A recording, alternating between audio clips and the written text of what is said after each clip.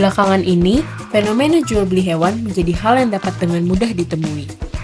Didorong oleh pesatnya perkembangan teknologi komunikasi dan informasi, e-commerce dan platform media sosial bertumbuh secara signifikan. Penjual dan pembeli tidak harus bertemu untuk bertransaksi dan segala kegiatan jual beli jadi mudah, termasuk jual beli hewan. Ready paket hemat, makro terkecil. Berbagai jenis hewan yang diperjualbelikan dapat ditemukan di e-commerce, mulai dari hewan domestik yang biasanya menjadi peliharaan, hingga hewan-hewan yang lebih ekstrim dan tidak lazim menjadi peliharaan.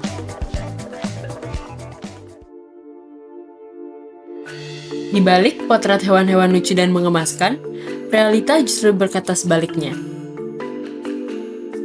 Kemudahan proses jual beli dibayar dengan harga mahal yang luput dari perhatian manusia, keselamatan, dan kesejahteraan hewan.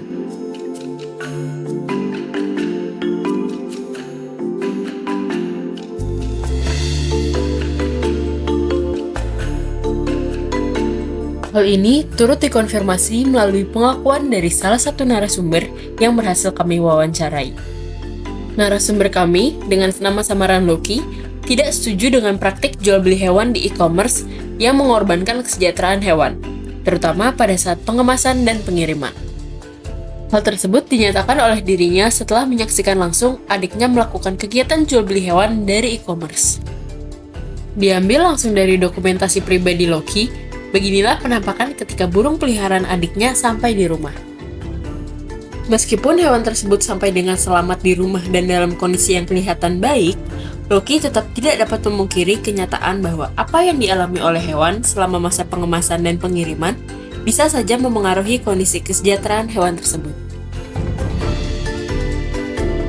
Kami juga mewawancarai Lucky, pencinta hewan berusia 28 tahun yang membeli dan memelihara berbagai jenis reptil.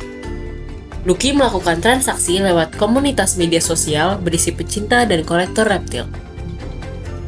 Lucky menjelaskan bahwa reptil dikemas dan dikirim tanpa standar pengiriman yang tetap, terkadang dalam kontainer besar, kadang dalam kontainer sangat kecil.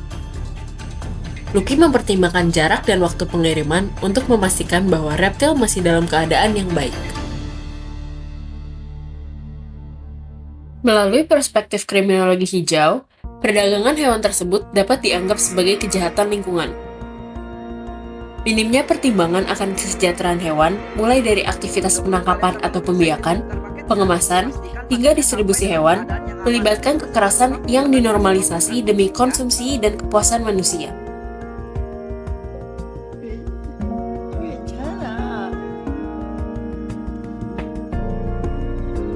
Seluruh proses tersebut secara jelas menggambarkan viktimisasi yang dialami oleh hewan.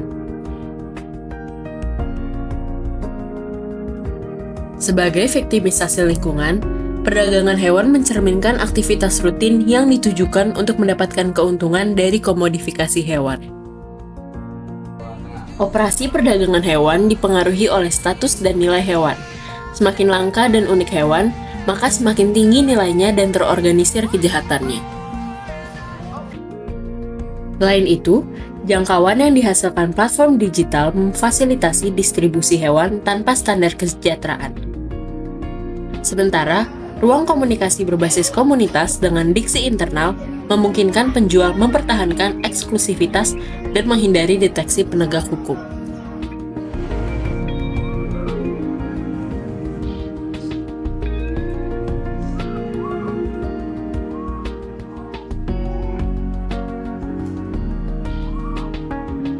Dalam banyak kasus perdagangan hewan yang terjadi, kejahatan lingkungan memusatkan ketidakpedulian dan ketidakpekaan manusia pada kesejahteraan hewan. Hewan sebagai non-manusia tidak dapat dianggap sebagai korban kejahatan. Namun, bukan berarti mereka tidak mengalami kerugian akibat aktivitas tersebut.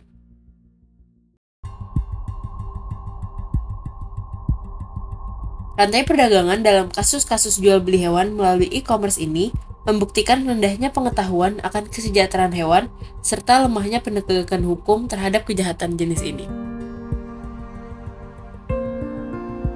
Perspektif keadilan spesies dibutuhkan untuk menegaskan bahwa hewan memiliki hak hidup dan tidak dapat direduksi menjadi sekedar properti atau komoditas demi kepuasan dan keuntungan manusia.